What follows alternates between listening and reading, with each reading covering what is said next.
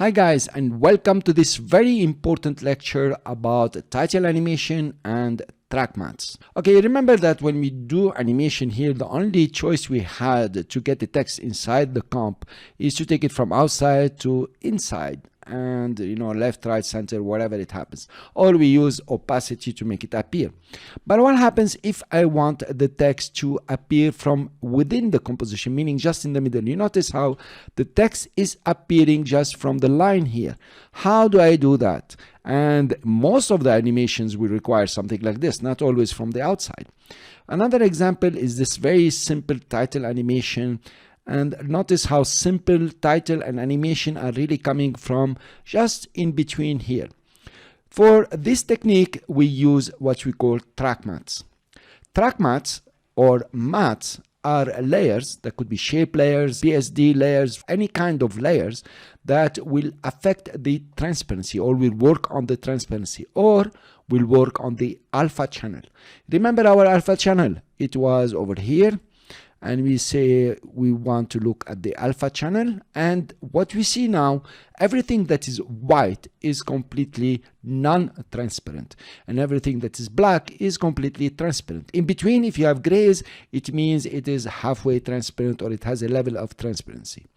Now, mattes will affect and will work with this alpha channel. In this lecture, we are going to study the basic concept of matte or track mattes. And then later on in the course, you will see more and more examples and you will really understand how the alpha channel and matte can work. So we wanted to go back to RGB, that's the first thing. And we want our simple text to appear in this fashion over here. Let's go to popping text 2, and here we have absolutely nothing. There are no keyframes. I want motion graphics to appear from the line here. Look at it, how we want it to happen. It just appears from the line.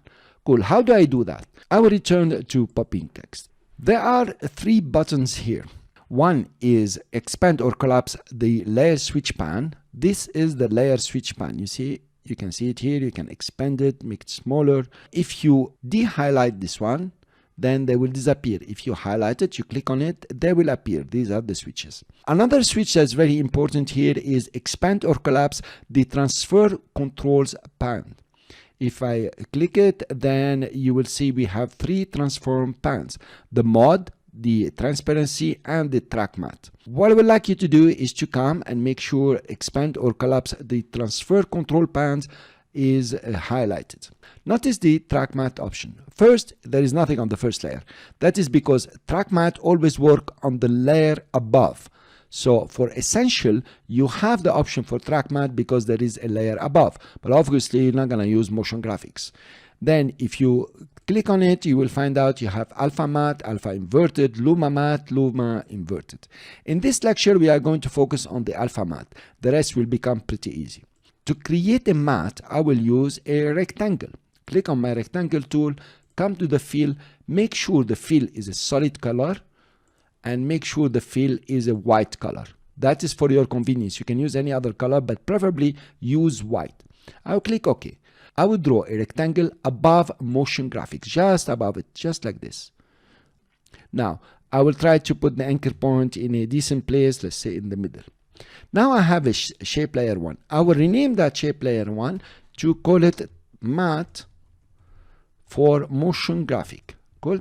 So it's very good to rename it because now I know this is a matte for motion graphic and there will be another matte for essential training. I will twirl it up and come to motion graphics and choose the option from track matte to alpha matte. What happened? It means that whenever this layer is within the matte, it will appear. Whenever this layer is outside the matte, it will disappear. That's pretty cool. Let's go and take this layer and put it outside the matte. Notice how it is disappearing. And that's pretty convenient and pretty beautiful, by the way. Cool. Let's undo. Now I have set my matte.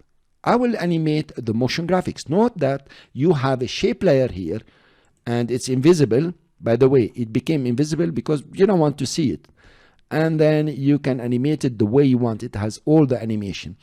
Always create your mattes, in my opinion, with a shape layer. Do not create them with solid layer unless you're working with images and videos. let's animate the motion graphic. I will open position, keyframe the position, and then come after 1 second and keyframe it again.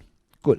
Now, in the beginning, I don't want motion to appear at all. I want it to be hidden. This is its matte, and I want to take it out of the matte to hide it. Very simple. I click on it, press shift to take it down, and I will take it very simply just over here. Now notice my matte is not very beautiful because it's showing on the orange line. But nevertheless, I will take it down a bit. Okay, I can come and adjust my matte. It's just a shape layer, so I'll make it smaller, or maybe like this, and move it up. Okay, just put it over here. If I scrub through my animation, you notice that the text is coming up through position and only visible in the matte, and that's pretty cool. If you reduce here and then come and run it, now your text can come from anywhere within your composition. Fine, let's do another one for essential training. I will deselect everything, and it's important, otherwise you will be creating masks. We will see that later. I will create another matte for essential training. Now I'm gonna be a bit more precise and click and do something like this. In fact, I have to take it up, right? So I press the space bar and take it up over here. Okay, that's our matte. I'm gonna rename it. I will say matte, and this is for essential training, for example. That will work. I will take the layer from here and put it above essential training. I will go to the layer of the text or the layer I want to track matte, then I will give it alpha matte. So now it appears only when it is within the track matte. Notice? Cool. We already seen this. Fine. I will open position. Come after 1 second. I will use K here to jump and keyframe the position. Come in the beginning. Hold my text layer. Press shift and take it outside. Okay. I put the matte wrongly. Cool, guys? Fine. I will come to this one and just take it down to over here. Actually, there is no alignment you can use here, but that's okay. If I run my animation now, notice how my text is coming from the line. And this is how you use track matte. It's pretty easy and extremely powerful. Now, what makes it more powerful is your imagination, your sense of humor, your own character, and you can do lovely things. Let's create an animation for the line, for example, just to complete everything. We open scale, we keyframe the scale at 0%. Okay, the anchor point is just in the middle. I press enter and then go half a second later and make it 100%. It's opening nicely. Cool. And then I will come to these two layers, the motion and the essential. These are the layers that have keyframes. I don't need to move the matte layers because they are not animated. So I'll move this one to the inside. Cool. Let's run an animation and see what's happening. Pretty nice. Let's put it at 100%. Okay, the line went too big. Let's arrange it. Let's go to it and make it 100%. Cool. Now let's run our animation. And here you are. You have created your first animation with matte. Now let's make it a bit nicer. Press F9. Always do that. Never skip it. Let's make it come in very slowly. Press shift here and take these keyframes and push them far. Okay, extend our area and we look at it. Let's see what's happening. Cool. You have done an animation that is very nice and very useful with track matte. In the next lecture, we are going to do another animation with track matte. Instead of using the alpha matte, we are going to use the alpha inverted. See you in the next lecture.